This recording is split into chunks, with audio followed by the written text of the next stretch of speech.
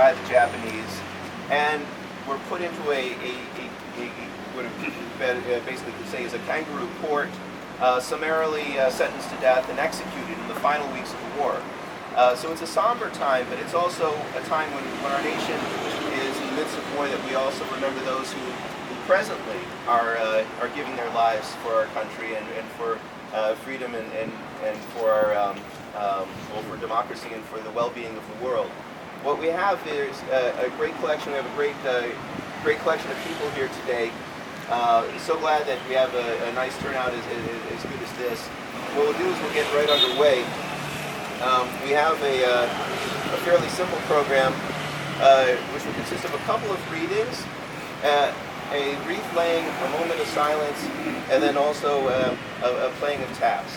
And at that point, after that, those of you who can make it for lunch, we'd be very happy. We've made a reservation at a restaurant nearby. That if you can make it for that, that would be great. If you cannot, that's also fine.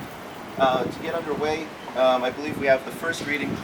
John, I think you're up. You'll be doing it jointly. Well, I'm doing it jointly and then some. I have a picture of my dad who passed away 2 years ago, which I carry with me, and which I brought today in memory of those who served, those who worked and supported those who served. In Flanders Fields. In Flanders Fields the poppies blow between the crosses, row on row that mark our place. And in the sky the larks still bravely singing, fly scarce heard amid the guns below. We are the dead. Short days ago, we lived, felt dawn, saw unrest glow, correction, saw sunset glow, loved and were loved, and now we lie in Flanders Fields. Take up our quarrel with the foe. To you from falling hands we throw the torch. Be yours to hold it high. If ye break faith with us who die, we shall not sleep, though poppies grow in Flanders Fields.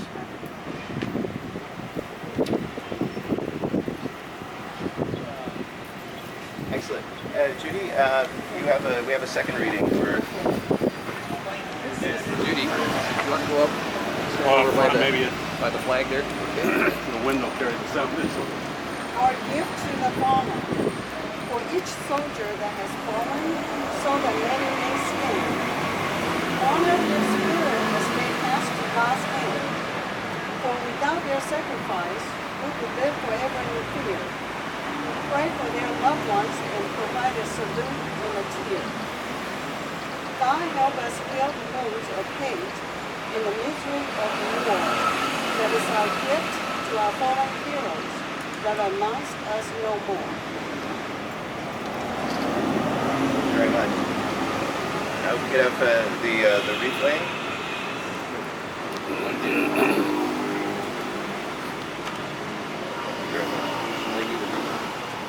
Oh yes, Michael Hurst has a list which we'd never heard of. I hadn't heard of until he emailed me about this, but you've actually compiled a list of the 57 Americans whose names we actually have record of, who died in Taiwan during the war as POWs or as POWs. I have a reading of those names by Michael Hurst.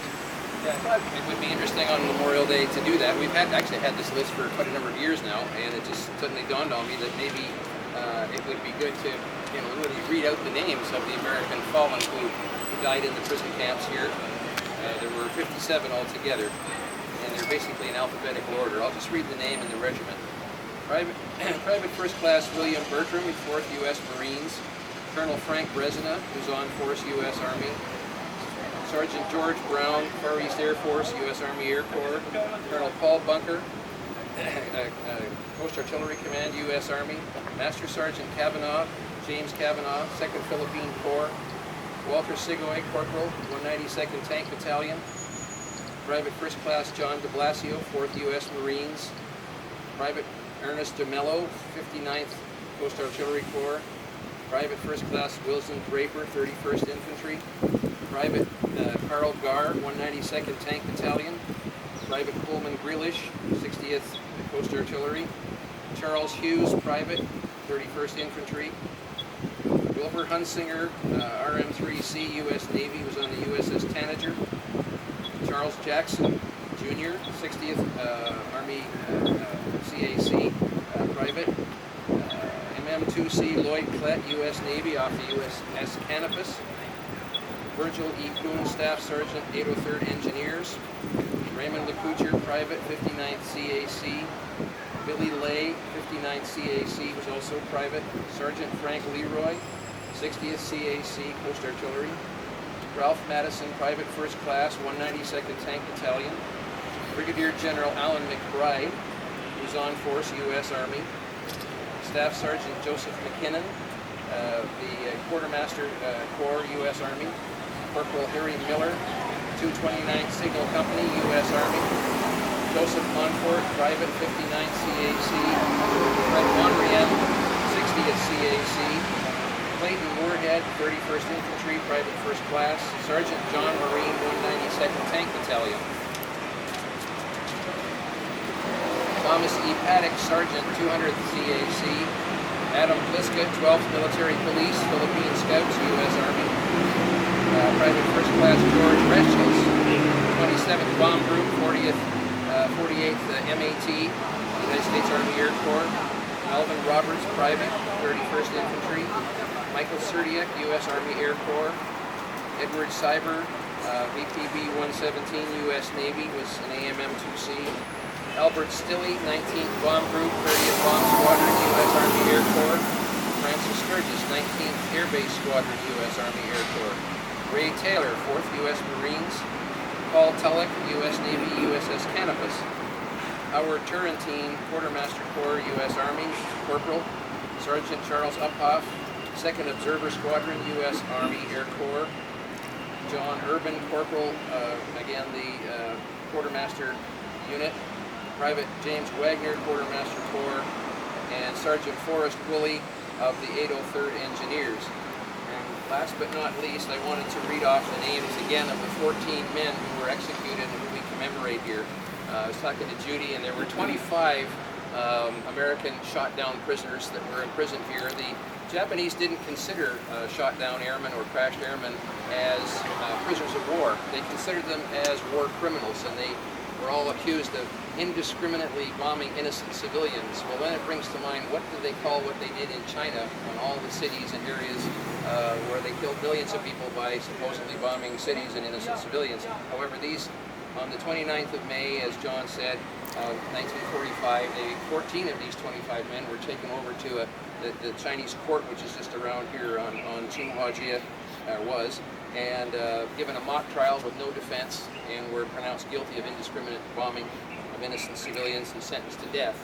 And part of their torture, of course, was not knowing when they were going to be executed. And one morning on the 19th of June, the Japanese came in and woke them up and said, okay, out in the courtyard. And it was just down here past the entrance gate to the side of the wall where they were executed in the courtyard in a V-shaped area they called the execution or the killing area.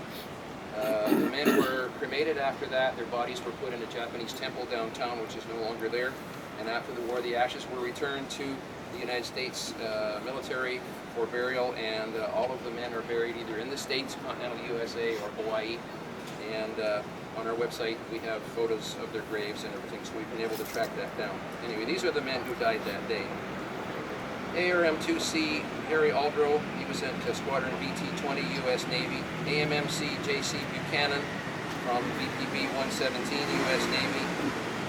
AOM-3C Delbert Carter from BP 117.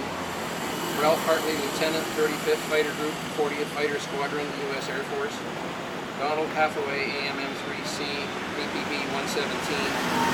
James Langiotti, ARN-1C, BB-8 BFM 221, U.S. Navy. Sergeant Bobby Lawrence, 90th Bomb Group, 19th Bomb Squadron, U.S. Army Air Corps. ARM-1C Freddie McCreary, BB-18, U.S. Navy.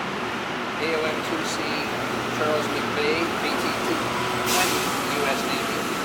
John R. Parker, AMM-2C, BPB 117. Sergeant Merlin Riggs, 90th Bomb Group, 19th Bomb Squadron. Lieutenant Harwood S. Sharp, BB-8 FBM 221, U.S. Navy. He and Lanziotti were crewmates. Harry J. Spivey, Sergeant, 90th Bomb Group, 19th Bomb Squadron, and Wayne Wilson, ARM-3C, BPB 117. May we never forget their sacrifice for our freedom. Now we'll have a playing of taps, followed by a minute of silence. So we may start.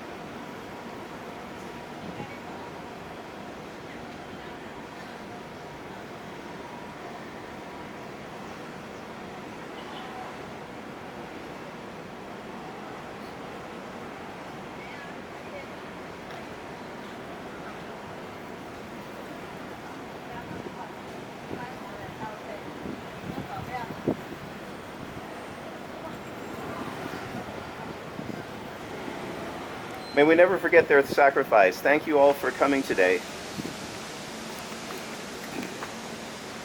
Do we know if there's any surviving